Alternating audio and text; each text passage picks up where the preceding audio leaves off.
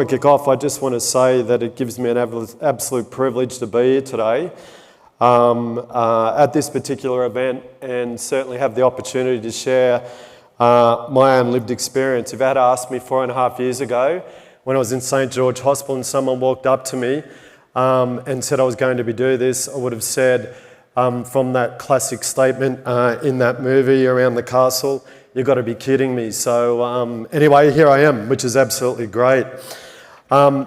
Before I move on, I'd just like to acknowledge, country. So I acknowledge and pay respect to the Kaurna people, the traditional custodians of the lands and waters where we meet and learn today. I pay respect to elders past, present, as well as emerging leaders, and I extend that respect also to other Aboriginal and Torres Strait Islander peoples who may be here today as well. I think the best way to kick off my particular story is to tell you a little bit about what actually happened to me, which will be the starting point. I guess this initial slide is designed to convey some of the things I'll be covering off on today. It's difficult to actually share the challenges with you unless you have a bit of an idea of what I actually do from a workplace perspective, so I'll certainly share that with you first of all. I think it's also important to reflect on the injury that I actually had. Like many other noble people here as well, I've had a traumatic brain injury, so I'll share a little bit more information around that as well. And this will lead into the interventions, I guess, that I utilise through that recovery space, the typical clinical interventions, which no doubt many of you will actually be aware of as well. Some of the things that I really got committed to from an individual perspective. And the other thing, which you may not necessarily be aware of, and certainly I wasn't prior to my injury, the landscape, I guess, around potential interventions in the cognitive neuroscience area as well. I'll move on beyond that into a little bit about my advocacy work as well. This has certainly taken me into a very, very different direction, and I often wonder how I get through the work that I actually do, plus the advocacy work I'm doing.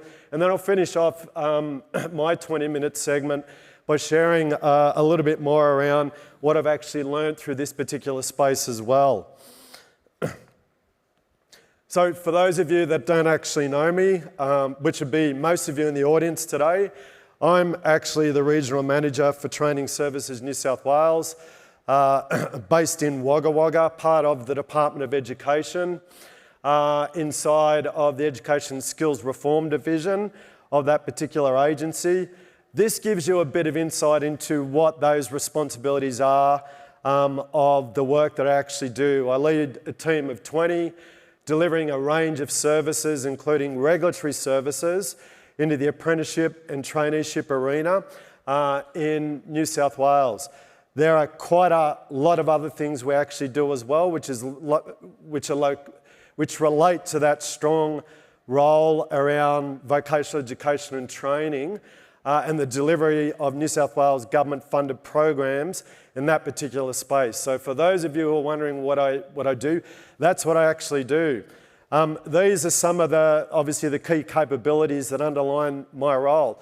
I think they're really, really important because it's those capabilities that require me to do my role really, really effectively. Unfortunately, as a result of the injury that I actually had, these things presented many, many challenges for me. Just moving into that. Okay.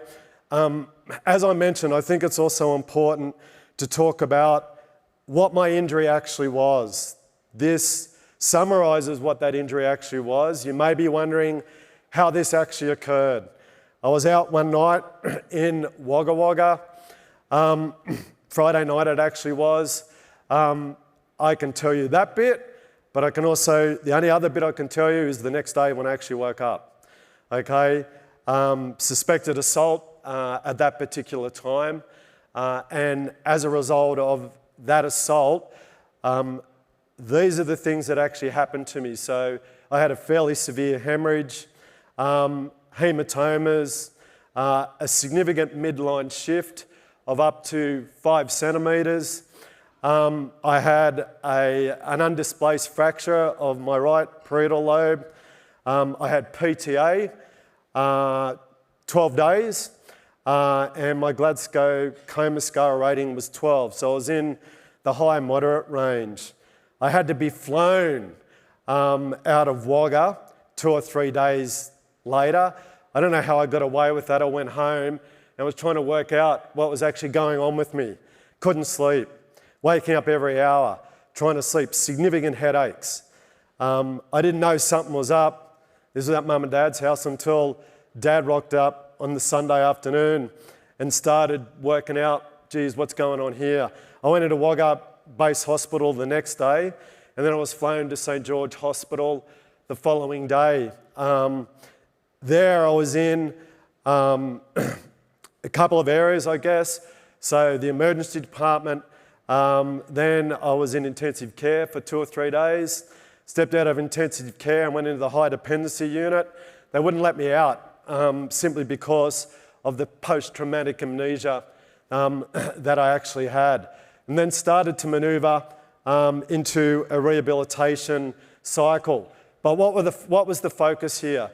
I ended up with aphasia, significant receptive and expressive aphasia. So I had a lot of difficulties actually interacting with people, knew what they were saying, but it was difficult in actually forming up appropriate words and getting engaged in those conversations with those individuals. So listening and then taking that on board and then expressing what I actually wanted to say as well. Other fallouts around that injury, anomic aphasia. So if I'm up the front here and I might be struggling with a word finding, that'll give you a little bit of an idea as to why as to what part of that hangover actually looks like. And that generally will be object finding, word finding, and naming people as well. I ended up with an upper right visual field deficit as well. So you can see I've also listed driving there. I wasn't able to drive for 6 or 8 months after that particular injury. And as I've certainly found out over the last 2 or 3 years as well, I've actually ended up with epilepsy as well. So if you bundle all those things together, you can imagine, if you go back to the previous slide that I showed you, how incredibly difficult it would have been for me to actually get back and perform that work that I was actually doing. I just couldn't. Just was not in a position to do that. I had to right many wrongs that actually happened to me, and at the forefront of that certainly was my speech, my attentiveness, my concentration, and you bundle those things together and all of a sudden you can't go back to work.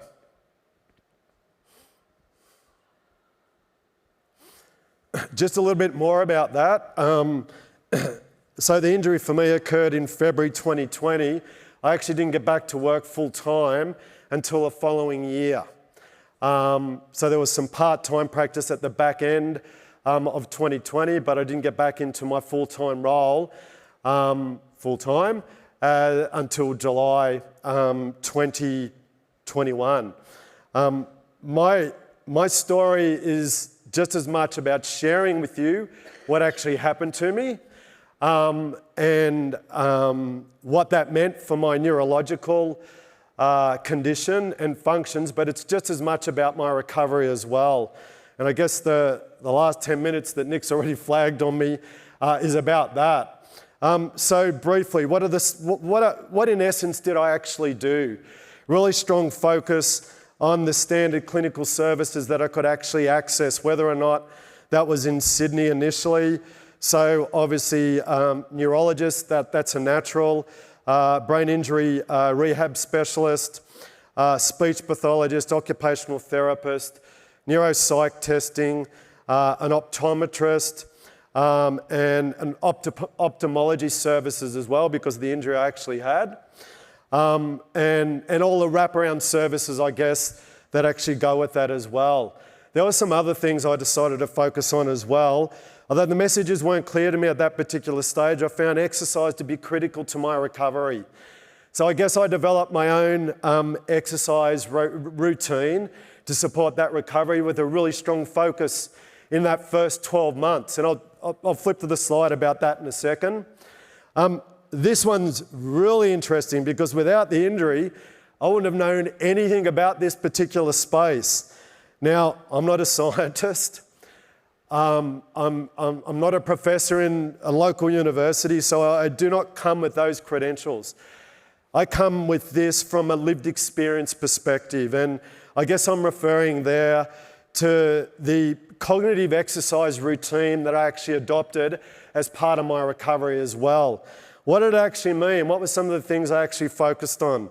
This enabled me to focus on things like attention, brain speed, intelligence, memory, people skills, and navigation. The next 2 points are really about other aspects of my recovery, which was the new learning that I actually did. I also found that new learning was really important for my recovery as well. For a start, I started to use words that I hadn't used before, like neuroscience, neuroplasticity. Those sort of words are words that I've never actually used or knew anything about previously as well. So I started to do a lot of reading, whether or not that's from a book perspective, but I'd always back the book up from a journal article perspective as well. And I'll show you some of those journal articles that I referred to in a second. Speech therapy sessions, what did they look like for the gentleman sitting up here in front of you? You can see them all there. I don't think I probably need to go into these into much detail. This was foundational, I guess, to my recovery. I think it's important I acknowledge and recognise that the service provision that I was able to get from the Southwest Brain Injury Rehab service, which included a speech pathologist, obviously, Renee, who was bloody brilliant, and also an occupational therapist as well. Sarah, who was also great as well. 17 therapy sessions that I actually undertook during that period of time, from July through to March. I was also doing some online stuff out of one of the universities in Sydney as well, because I couldn't access this straight away back in COVID. So I was applying some of those principles then as well. There's just some examples, I guess, of some of the things I was actually doing. Remember, I ended up with aphasia, so confrontational naming, in other words, when you see objects, trying to find their names, was difficult for me. Semantic fluency and phonemic fluency were other exercises that I actually did as well. So word finding, it could be just a group of animals, for instance. That was part of the exercise routine I actually had to do as well. And the fluency exercise I had to do as well in F, A, and Z, A, and S as well, which was always a measure of how I was actually tracking in terms of how better my language was actually getting. The last dot point there is really about some of the ongoing strategies that I presently use around pausing, being patient. Alphabet scan really works for me, going from A to Z if I need to. I can also rely on my lovely partner as well. If I can't find the word I'm looking for and she actually knows it, she'll throw up the letter for me as well. And word association, although perhaps not a lot of that is coming through in this particular session. What was my tactical exercise routine and regime? This is what it actually looked like. Remember, we have to go back 4 years or so now. I've discovered, in reflecting and thinking on this, about the importance of exercise for me and what that did as part of my particular recovery.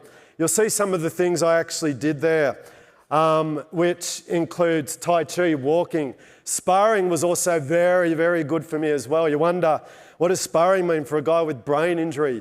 Certainly, it's about duck diving and weaving, but I also found that is a really good cognitive activity for me to actually do as well.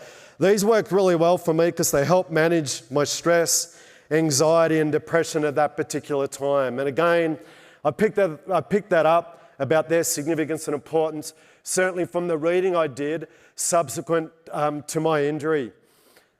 I spoke about this one a little bit before. I'm not going to go into the detail around this. This is just a reference to some of the journal articles that for me said that it was a good idea to get engaged in this whole new world of neuroplasticity and cognitive neuroscience and see how I might be able to integrate that with the traditional approaches that were certainly available at that particular time. So guess what? I actually did that. And I mentioned those 6 key areas before. This next slide gives you a bit of an idea of how much focus I actually put into those particular areas. So 29 activities with great depth in each of those activities, falling across those 6 key cognitive areas I'd actually argue. That gives you a bit of an idea of how many activities I actually did in each of those particular areas. I guess for me on reflection, I also think that helped and was fundamental certainly to my recovery as well. Where has that led me? A real passion for brain fitness and what that actually means, and my wellbeing advocacy, how I've actually showed that. Some of the things I've actually done, I won't be able to link into these, you're probably going to have to wait till you get my PowerPoint. But my advocacy is demonstrated through things like my podcast, which is available on Spotify, that I did with Mercy Connect, the general manager at Mercy Connect. The TEDx pitch I actually did in Wagga as well. So there's a TEDx session in Wagga in November last year. I went as part of the audience, not thinking, I was just going as a member of the audience, but they said, does anyone get up and give this a particular crack and build an own case for us to come back to you when we do the next TEDx session? I haven't got any answers around that yet, but hopefully they do. My ABC radio breakfast interview as well, which was during Brain Awareness Week. The New South Wales Public Sector Commission event that I actually did as well. And my wellbeing and brain health session that I did internally inside of the New South Wales Department of Education. I'm on a time watch here. I'm going to flick through these pretty quickly. Sorry, I'd really like to have a bit more time to talk about these ones, but I'll stop at this particular slide. The last 2 slides really reflect my learning. Okay, so what have I actually learned as a result of my brain injury? For me, one of the critical things is that each injury is very, very different. We know that. And there are things, I guess, that I accessed that perhaps others couldn't through that particular space as well. We need to prioritise our brain health. Okay, doing different things actually matters. We need to continually challenge what's going on up here as well. Even though I had a brain injury, I thought that was a really good idea to do. Seriousness of purpose. You've got to commit to the process as well, which is what I actually did. Evidence-based internet and computer-based brain training research highlights perhaps additional opportunities to support our cognitive health. As I said, potentially supports. I think my last comment's a good one, however. I think lived experience has the capacity to help challenge existing thinking and approaches in a novel way. Not just mine. I think everyone's lived experience who've been in this particular space does as well. A couple of parting comments.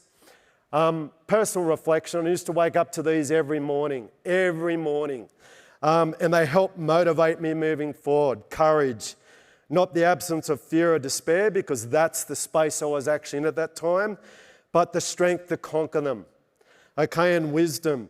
And I only had the strength to conquer them because I had the wisdom to do that. Knowledge, intuition, and experience. My knowledge came through the research I was actually doing to guide what approach I might actually take. I'd love to keep talking, but I can't because I'm on the watch here, so I'm going to have to pull up there. There's my contact details if you want to reach out to me later, so thanks everyone. Bit rushed, but...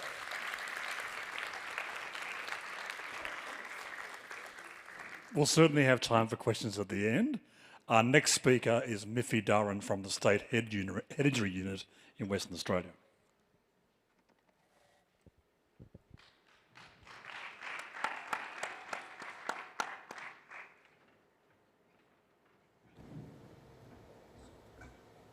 Give me a minute, I need to go get the clicker.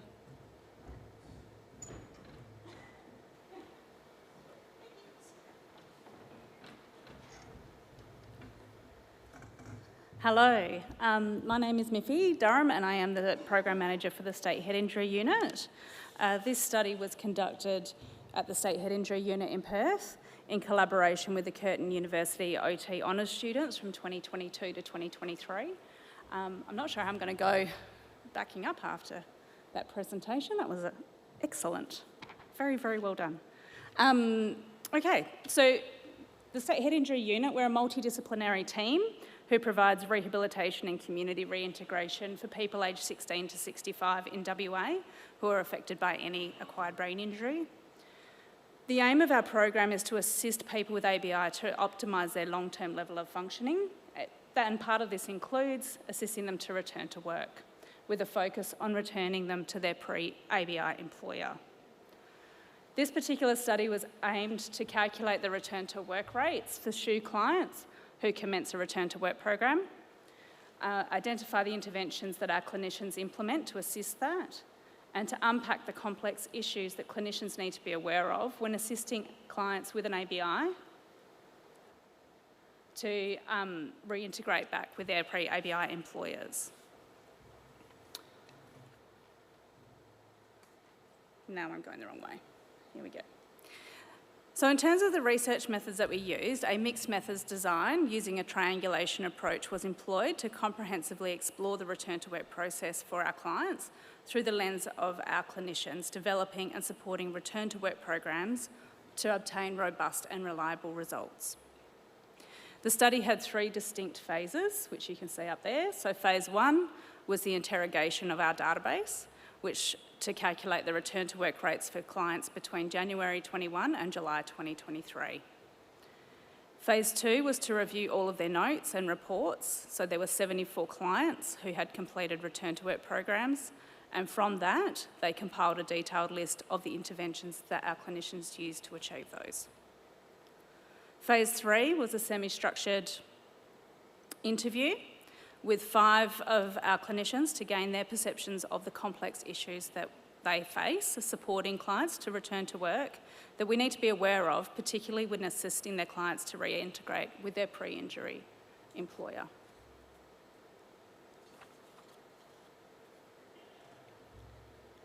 That's gone too far. From January 21 to July 2023, there were 788 clients with an ABI enrolled in a program within our unit, not necessarily for return to work purposes, but for services related to their acquired brain injury. The gender distribution skewed towards males, with 63% male, about 37% female, with the mean age being 42 years. Of these 788 clients, 91 participated in a return to work program. SHU staff refer those clients that first have a return to work goal and second show capacity to participate in a return to work program. So I need to, even though there's a large number of actual clients on program and 99 participated in a return to work program, they're the ones that we actually actively helped with their return to work. We do have a number of clients that we are on the sidelines as they get back to work themselves. So these are the ones where we had active input into that liaison with their employer and getting them back to those roles, so likely a more severe injury. The gender distribution was almost even, with males representing 49% and females 51%. For those on a return to work program, the demographic leaned towards an older age group with the mean of 46.49 years.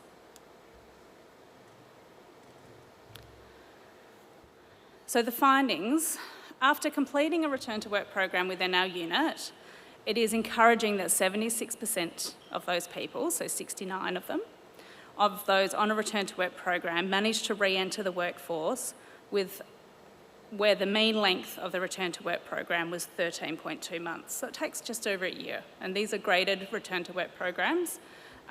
We don't launch people in full time. We start with all that education to the employer and making sure that they are well supported within those programs. Out of the 69 people who returned to work in some capacity, notably of those who returned to work, 64% successfully resumed their roles with their pre-ABI employer. 36% started with a new employer. 68% returned to or secured full-time positions. 32% returned to or secured part-time roles. 22 clients did not return to the workforce.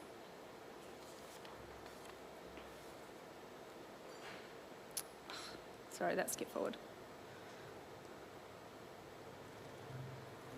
The students ploughed through 74 client files and diligently recorded every intervention that they received.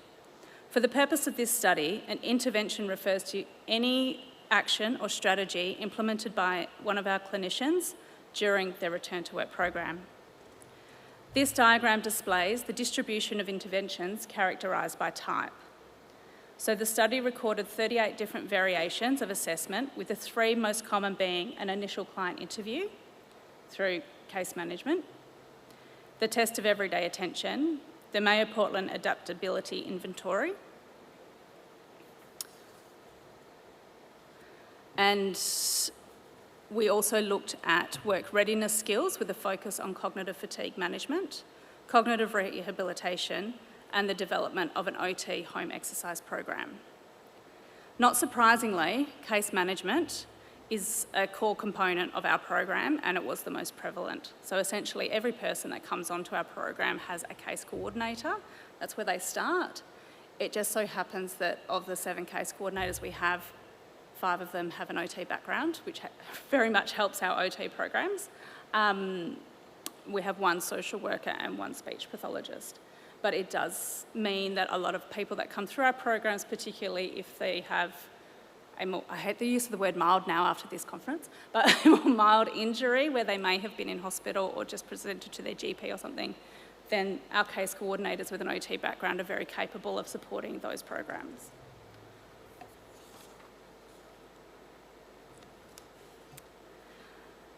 The students then went on to do a thematic analysis of the interviews. The thematic analysis identified the following 5 major themes about complex issues that returning to work clinicians need to be aware of when assisting ABI clients to reintegrate with their pre-ABI employer. So for this presentation, we have decided to focus on 4 in particular, which are building work readiness, financial stress and early return to work, early engagement with the employer, and the double-edged sword of enhanced awareness.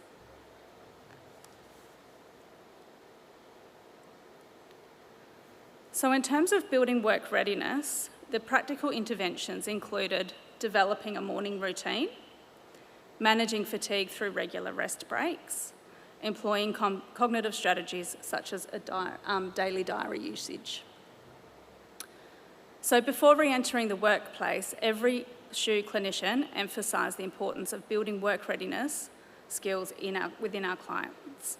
Expanding on this, participant number 4 noted that mastering these work readiness skills provides a blueprint of what to expect in the actual graded return to work program, offering clients a glimpse into their potential workplace functioning. Additionally, our clinicians frequently utilise structured yet low-risk environments like volunteering to build work readiness before recommencing in the actual workplace. Incorporating work readiness interventions early in the rehabilitation process not only prepares clients for actual work scenarios, but also builds their insight and awareness to areas that are often hampered by their neurological changes.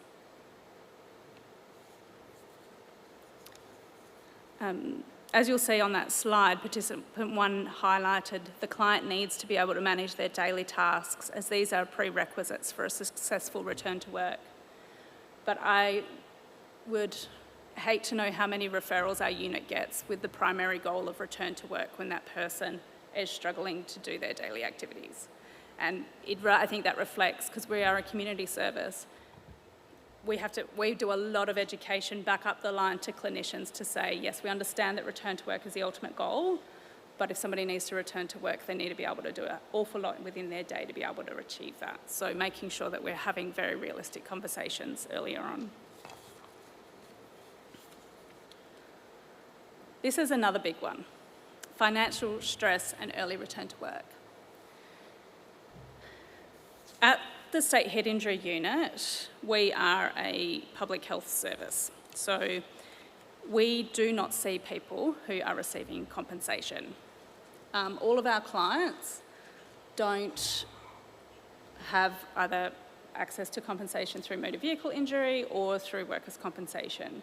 So therefore, they cannot access any job protection that that legislation may have in place, particularly early on. Therefore, they may, or there may be a higher likelihood that they are terminated from their jobs on their medical grounds, especially if they're on casual contracts or if the employer can't provide an accommodated return to work program. However, the relationship between the employer and the client is critical, because whether a client manages to return to their pre-ABI job or not is up to the employer. And we're pretty good at getting people back to their pre-ABI employer. We're pretty good at having those conversations. I've worked at State Head Injury Unit for almost 17 years. And even the people that we don't necessarily get back to work, we try to make sure that they do, or back to their previous employer, we do try to make sure that they've got some idea of what a future pathway would look like. It does make it very, very difficult for clients though. That added financial stress of like, I need to get back to work because I need to be able to pay my bills, I need to be able to, I'm worried about my mortgage, all of these things, puts a lot of pressure, not only on the person, but it puts a lot of pressure on our service and our staff in terms of trying to get people back. We're fortunate in our unit, we do have social work and welfare officers, so we try as much as possible to explore what options they may have available for financial support that they may not have explored, such as income protection through superannuation. Because often if we can get them that financial support, that pressure is so significantly taken off to return to work that they can open up to actually engaging in rehab, and we can do that process nice and a bit more smoothly than trying to rush them back. One of our goals and one of the things that we really stand by is aiming as much as possible to protect people's reputation. So we will not, if a person is pushing to go back to work and we don't think they're ready, we won't actually help that. I know that doesn't sound great, but we actually pull back to say, we can't put you in a position of risk by doing this, from what our findings are.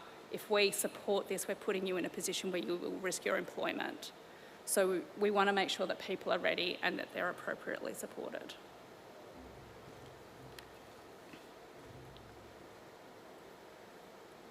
Early engagement of the employer is pivotal to the overall success of the return to work process, and I know it's really challenging to discuss what the injury is and what it involves, and it's also really hard because when you've got a brain injury, you've got a period of recovery and improvement, and that continues to change. But our clinicians agreed on the pivotal role that the employer plays in the return to work process, especially when there was a really good pre-existing relationship between the client and the employer. The challenge often arises due to the employer's limited understanding of acquired brain injury. And look, most of the community don't understand acquired brain injury, so, it's our responsibility to get in there and do some education around that. Employers frequently overlook the hidden disabilities of acquired brain injury, such as cognitive fatigue or difficulties with executive functioning processes. Addressing this knowledge gap early in the return to work journey provides a crucial opportunity to educate the employer. And providing that early education empowers the employers and the clients, because failing to do so could derail the employer from being supportive if they're not flagged with them early. So the employers often want to try and do their best. They want to try and get in there and support, but if they don't know what they don't know. So our OTs get in there, our case coordinators get in there, and we do that education. Regular, clear and timely communication with employers emerged as a noteworthy strategy in our programs. Participant 1 highlighted the need for transparency, advocating for a candid approach where everything is disclosed, such as the extent of cognitive changes, potential impact of cognitive fatigue on work capacity, and the length of time the return to work program might take. The overarching aim is to build a collaborative rapport with employers, facilitating an environment where clients can transition back to work seamlessly. Additionally, clinicians stepping in to liaise with employers was noted to enhance client satisfaction, especially when clients may lack the requisite communication skills post-ABI. This relationship is fostered through various means, such as emails, workplace visits, phone calls, all aimed at maintaining that open channel of communication. And it's flicked onto the next one, which is the double-edged sword of enhanced awareness. Our clinicians unanimously highlighted a common challenge many ABI clients on return-to-work programs grapple with, and that's the understanding of the extent of their challenges post-ABI. This lack of self-awareness, particularly early on, complicates the return-to-work journey. As one of the participants noticed, ABI clients often don't have a real idea about their abilities, which can occasionally lead them to prematurely initiating their own return to work, often resulting in increased frustration for clients and, unfortunately, failure of return to work as they arrive to the conclusion that they're just now unable to carry out that role the way they did prior to their ABI. To address this, we prioritise building their insight early in the return to work process. Replicating work tasks in clinic allows us to provide direct feedback to clients based on their performance, helping clients to realise the areas of struggle and gauge their actual versus perceived competencies. Furthermore, grading and adapting interventions to match the client's cognitive level and prevent frustration, integrating work tasks into daily routines, and facilitating meaningful dialogues to recalibrate client expectations and boost their motivation are instrumental in guiding a successful return to work.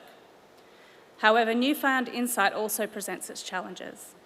As clients become more aware of their limitations, they often find difficulty in accepting their new reality. Participant 5 reflected on this, noting that if clients struggle with acceptance, the return to work becomes a very challenging process. This increased self-awareness can sometimes dampen their confidence in recovery, posing an added layer of complexity in the journey. So to conclude, 75.82% of SHU clients on return to work programs successfully reintegrated into the workforce, showcasing the efficacy of our return to work program and our clinicians. Effective return to work interventions included tailored strategies for work readiness, building insight, fatigue management, strong employer rapport, and aligning abilities with job requirements. And when working with ABI clients who have a pre-ABI employer, building a strong relationship with that employer proved crucial. From the therapy, I do have to just add this little bit. From the therapy referrals database that we have that I checked after this study, I counted that there were 164 referrals to OT for return to work during the period of the OT honours study. So that, I guess, shows that there's probably still quite a lot of other people we got back to work that weren't captured within their data. But another little snippet of information that we worked out is just from this study alone that we have shown that we've saved the Commonwealth Government approximately $2.5 million in disability support pensions by getting those people back to work, let alone carer support pensions and NDIS plans. So it'd be nice if they could give me some more money. That's the end. Thank you. Thank you, Miffy. Last speaker is Professor Jennie Ponsford from Monash University. Well, I really got the graveyard shift, and thank you for hanging around so much. But those two talks have really set the scene beautifully, because in such a short time, I don't have time to talk a lot about the content of our intervention, but what I'm going to talk to you about today is how we created some evidence to support early vocational rehabilitation. I need to start out by acknowledging the amazing team of people that were involved in this project, which was actually led by Pamela Ross. So we've heard a lot already about the challenges people with traumatic brain injury face in returning to work. People with other types of traumatic brain injury also face both physical and psychological hurdles. People with multi-trauma injuries and spinal cord injuries, they were all involved in this intervention. But despite this, there is a real lack of good evidence in investigating the optimal ways of supporting people to return to work. There have been reviews that recommend that early intervention is optimal, involving multidisciplinary interventions with, as Miffy says, early contact with the employer and engagement with the client and the family. But there has been very little evaluation of these interventions, and it is still the case that the majority of people don't get vocational rehabilitation until long after discharge, and often not at all, particularly if they're non-compensable. And the problem, as Miffy said, is that by that stage they often have become separated from their employer and lost their job, and getting back to their previous employers are key to maximising the likelihood of returning to work. So we were incredibly fortunate that the TAC decided that they wanted to evaluate an early intervention for return to work and funded us to do that. So the aims of this trial were to look at the impact of an early intervention that was at the bedside as early as possible during the inpatient phase in terms of time taken to return to work, hours worked and employment status at 1 and 2 years post-injury. We also wanted to look at the impact on emotional status, and we also wanted to evaluate how the clients, the clinicians and the peer support workers who were also involved found the intervention. So it was a randomised controlled trial. It had both quantitative and qualitative evaluations, and it did involve a peer mentor support component. So the participants were aged between 16 and 71. They had to have been employed at the time of injury and have sustained a traumatic injury, and they included both compensable and non-compensable clients. So the intervention was delivered mostly by occupational therapists, but we had one exercise physiologist. They all had some experience in working with people with trauma and delivering vocational rehabilitation, but they received quite intensive supervision and support throughout the delivery process, as did the 4 peer mentors who were recruited to help with the intervention.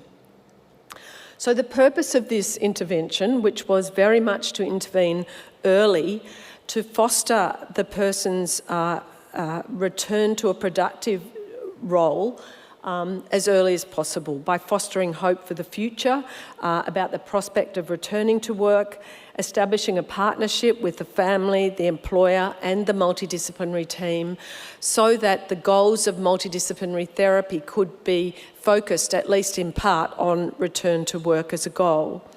There needed to be a focus on the person's strengths and transferable skills, whilst also supporting them to explore ways of doing things differently, as this was necessary. But we also wanted to ensure continuity of vocational support after discharge and once they returned to work. And we did this across all the phases of thinking about work, preparing for work, returning to work, and sustaining work. Now, there were some challenges with ensuring continuity because the TAC made it a requirement that where there was other form of vocational support following discharge from inpatient care, that we would hand over to that other form of support if it were available. And we did do this. Where there wasn't any support available, we continued to work with the person right through to returning to work.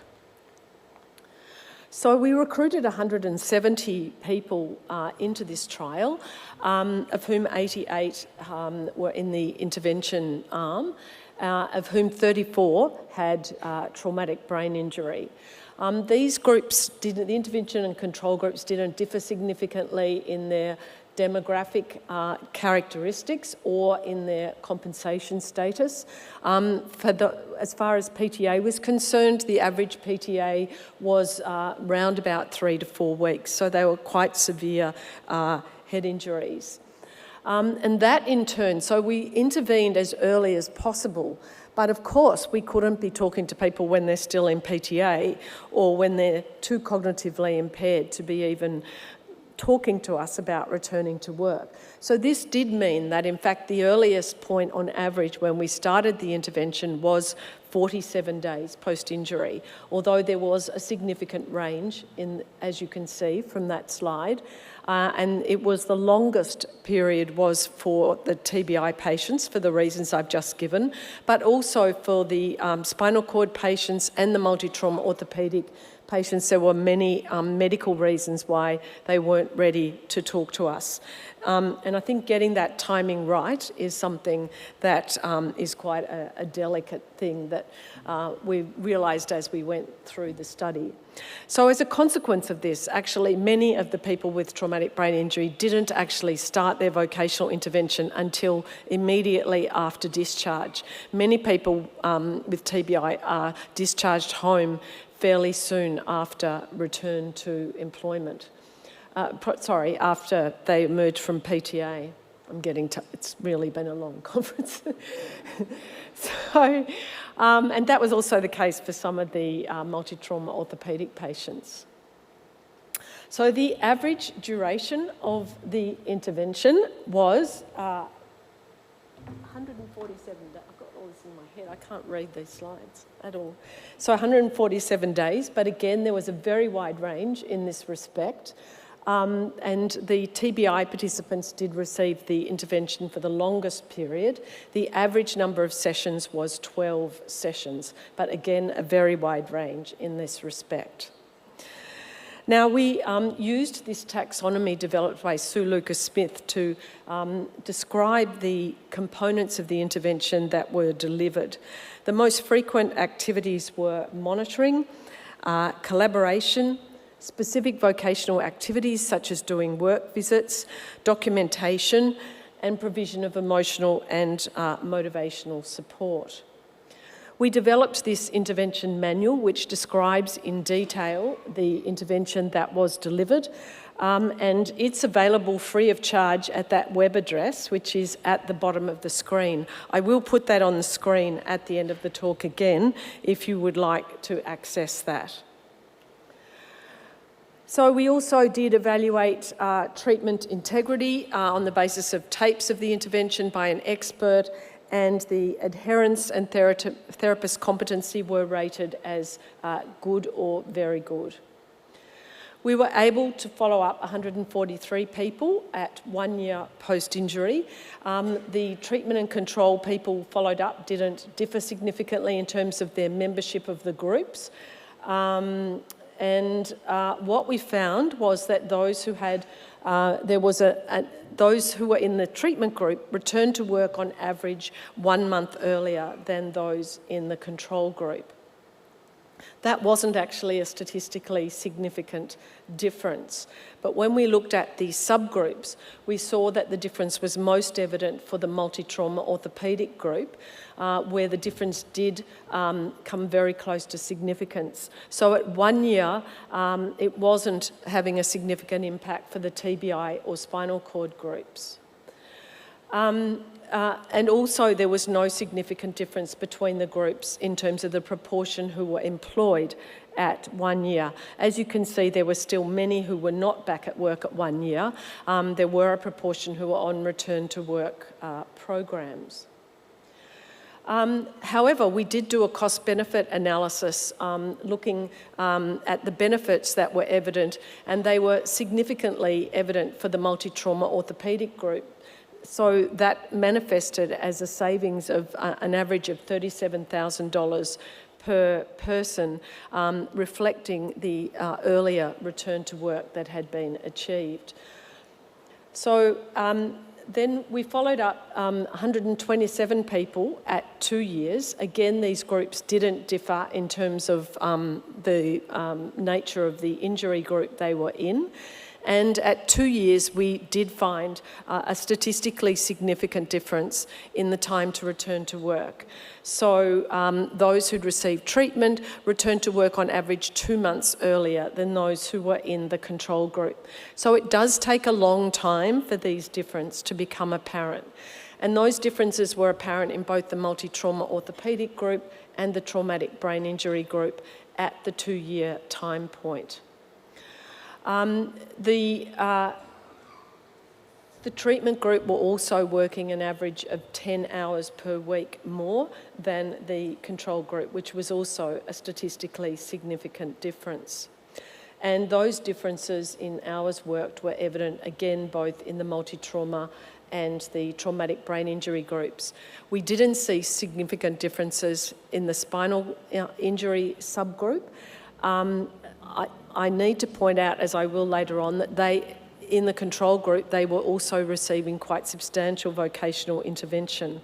So that is one of the limitations of this study, that we couldn't control what was going on in the control group. When we looked at the proportion who were back at work at 1 and 2 years post-injury, there still wasn't a significant difference at 2 years, and there were still 40% of the groups who were not working at 2 years. In most cases, this was for injury-related physical or cognitive reasons. When we looked at mental health, those who'd received the intervention were significantly less anxious and were reporting fewer mental health issues at 1 year post-injury. This difference wasn't evident at 2 years. The groups were not receiving the support that the intervention by the 2 year time point. When we looked at satisfaction and quality ratings, overall, the ratings were somewhat higher for the reported by the intervention group. And we found that the rehabilitation clinicians were also reporting that they were very happy with the way the intervention had been integrated into their service. And finally, we did conduct some qualitative interviews with 10 of the multi-trauma orthopaedic, 10 TBI and 4 spinal cord patients. And we found that many of these people described the ups and downs of the recovery process. And they were related to accepting their injuries and their lifelong impacts, the traumatic nature of the injuries, which affected their ability to plan for the future. The participants discussed how the early vocational intervention had given them a sense of hope for the future, a better understanding of how their return to work, how their return to being productive could be managed, and a sense of control over these processes, which greatly alleviated their stress and worry. So in summary, we feel that although the timing of delivering so-called early intervention for return to work very much differs by the individual and needs to be taken into account, overall we do feel that early vocational intervention, as early as it can be delivered, is effective and worthwhile.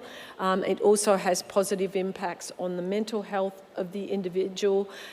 There's generally high levels of satisfaction with the intervention, and the expertise of the clinicians was greatly valued. The study certainly had some limitations.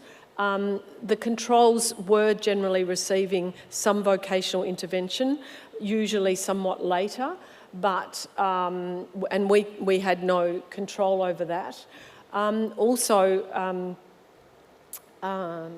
The requirement to hand over people following discharge to another clinician was seen as a fairly big negative, both by the clients and by the clinicians. We feel that continuity in the return to work process by a single clinician is really the most desirable way to go. But the final issue was that this study was conducted almost entirely during COVID. We had huge periods of lockdown in Melbourne, and so most of the sessions had to be conducted by Zoom, and there was a significant limitation on employer visits, and it also very much limited the peer support intervention, which in the end was only taken up by about 30% of the participants. They were given the choice, but there were also issues with access because of COVID. So in summary, I feel that early vocational intervention should be offered wherever possible. We hope this evidence will support the funding of more vocational interventions. The timing of it, though, does need to be considered according to the individual.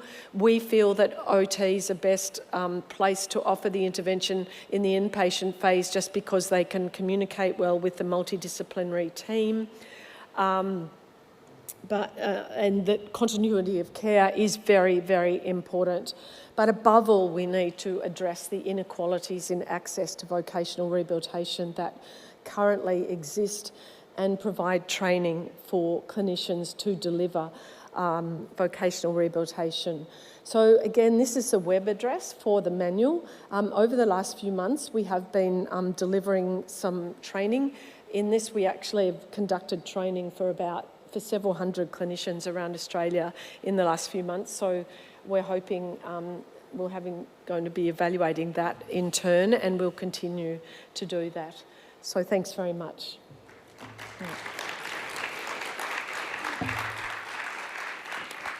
There is time for a question or two for Jennie, Miffy or Garry. Any questions?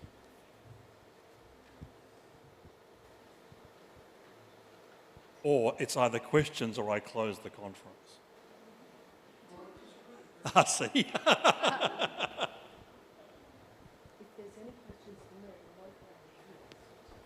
Thanks. I just had a question about people relapsing and whether once they return to work... Sorry, is that loud enough? I just had a question about relapsing. So once someone returns to work, have you found anybody relapsing and having troubles with their brain injury and having to actually step back from work?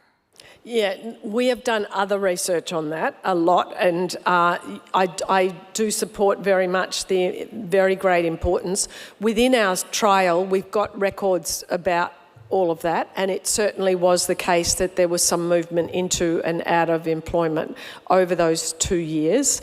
It'll be another whole... We're just currently in the process of analysing that level of detail because we're writing it all up for publication, but it was definitely the case. But that's why we emphasise this importance of having a therapist involved following return to work, and just how the matching of a person to the workplace. And sometimes people can go back to work and things can be going quite well, but then they might get promoted or they might change their duties and then things fall over. So it is so important to have that follow-up. And yes, there were a proportion, but it's down to the skill of the therapist in staying in contact with the employer and with the person with a brain injury over time to minimise that from happening.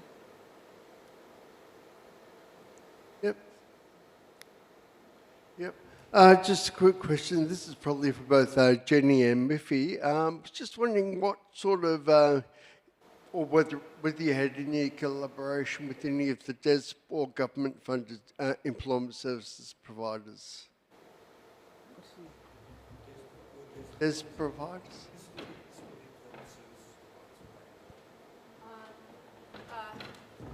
So where we had to hand over to a service post-discharge, they were vocational providers who were, for example, approved by the TAC. They were broad vocational providers, but the fact that the TAC had approved them meant they must have had faith in their ability to manage traumatic brain injury. I'm not saying it's every disability service, but there were some who were involved post, but not in our service. Was all delivered by occupational therapists or one exercise physiologist. Yeah. Yeah, and that was the same with ours. So all of what I presented today was what our team did, but should people not be able to go back to work in our area, and they do go down that Centrelink pathway, we still do an awful lot of education to the DES providers. Yeah. So it is also trying to help them to match with the right DES provider and to make sure that that provider does actually understand what they're looking for in terms of that return to work. So them having knowledge of traumatic brain injury is a really key element, and some providers have that more than others. Yeah. Just a quick comment. Pam was my OT and she's incredible. Pam Ross, so thank you. And there was a major disparity when I went into the community and had TAC return to work services. Instead of seeing an OT, say once a week or once a fortnight, I just got a telephone call for 10 or 15 minutes when they felt like it. She's just commented that it was helpful. So once she went into the community, yeah. Oh, I see. Yeah, so the follow-up is just so important. As you say, it's not just a one thing. Getting back to work's only the first step. And so that's what we would argue is, really vital as part of providing vocational support. I just want to, I don't know, I can feel Nick. He's right there. Yeah. I just wanted to go back to the First Lady's question about if people aren't successful in return to work. And I was having this conversation with somebody yesterday. So where I work, I have done a few roles before becoming the manager. But I had two distinct clients come back to me 8 years after their initial programs. One was an 18-year-old who sustained a TBI through playing rugby, who thought he was still invincible after his TBI. And the other one was a gentleman in his late 40s, early 50s, who had a stroke but had a very, very high-functioning job, both of whom their level of insight was not very good into the fact that they both pushed themselves to get back to work against our advice and didn't continue on our program for very long. But one thing our unit does is we allow people to come back when they're ready. So the 18-year-old came back 8 years later when he's 25, 26 years old, getting married, looking at buying a house and all of that. So he was ready then to get the intervention, and then we were able to help him. He was employed, but we were able to then help him put some more strategies in place to continue to maintain that employment. And the very high-functioning gentleman who had had a stroke had gone from being a very high-functioning man, and I looked over his employment history from then, and he ended up, at that stage when he came to us, was going around checking power meters because he wasn't able to sustain employment. We did a lot more work with him and got him a much better job. It was in a country town, managing a boarding house, but utilised his skills and got him back up there, and also helped him tap into a previous TPD. But it's having that openness, like I'm quite fortunate our unit has that openness, but encouraging people to come back and have those discussions. And if there's one thing I have achieved in my many years of work with TAC, when I started out working with them in the 1990s, they would only fund one return to work trial. That was their policy. And repeatedly, you know, those things fail because people go back to work too soon. And now that has changed. So, that's a really important point. Yeah. Thank you. I think Nick's. Thanks, Nick. Thanks very much for your presentations. They were quite insightful. Just looking at the issue of traumatic brain injury from military service over the last 2 years and realising both inside the Defence Force and DVA, they don't provide these services, and listening to the almost discombobulated approach across, I guess, Australia with this, which government department at the Commonwealth level should be responsible for providing these services and funding? Good question.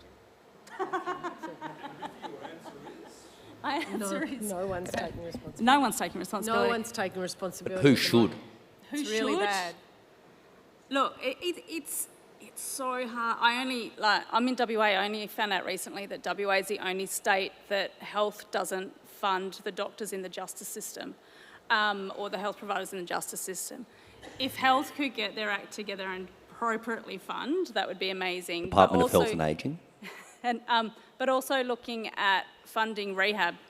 There's a lot of, I think there's a lot of focus in health of getting people in and out quickly and in that acute system, but allowing people to have access to the rehabilitation they need and appropriately qualified staff. I think wherever, I don't think we should limit, you know, if in defence, if people need help, they should be able to access the services they need. But yeah, and in Victoria, the non-compensable people in our trial had no access to vocational rehabilitation apart from through the trial. And that's a real deficiency. And so since we've finished the trial, we're advocating it, having created a bit of evidence, which is what is needed, but we haven't had any success. It's really hard. I mean, my unit is the only unit in WA that does return to work for free, for public, for non-compensable clients. We're the only one that does that, and it's often